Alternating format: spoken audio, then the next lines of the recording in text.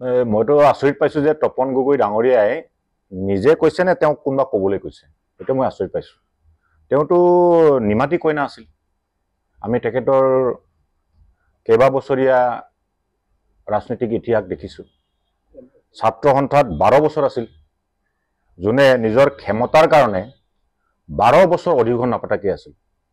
কাক তেল মাৰি টিকেটটো পাম, কাক ওচৰত আত্মসমৰ্পণ কৰিলে টিকেটটো পাম, কাৰ ওচৰত গ'লে তৈলমৰ্দন কৰিলে টিকেটটো পাম, তেনেকুৱা চিন্তাধাৰা ব্যক্তিৰ আজি যি ধৰণৰ আমাক উদ্দেশ্য কৰি কথা কৈছে, মইতো আচৰিত পাইছোঁ। যিগৰাকী ব্যক্তিয়ে সদৌ অসম ছাত্ৰ সন্থাৰ 12 বছৰ অন্যায়ভাৱে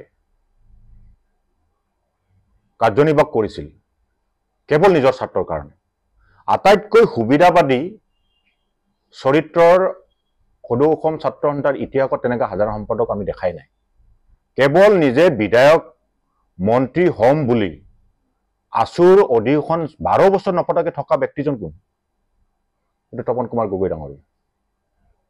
আৰু তেওঁ আজি বিজেপিত আছে বেলেগ কথা, তেওঁ নিজৰ টিকেটটোৰ কাৰণে, নিজৰ ক্ষমতাৰ কাৰণে, নিজৰ বিধায়ক হোৱা সপোন, মন্ত্ৰী হোৱাৰ সপোনৰ কাৰণে কেতিয়াবাই কংগ্ৰেছো কৰিবলগীয়া আছে।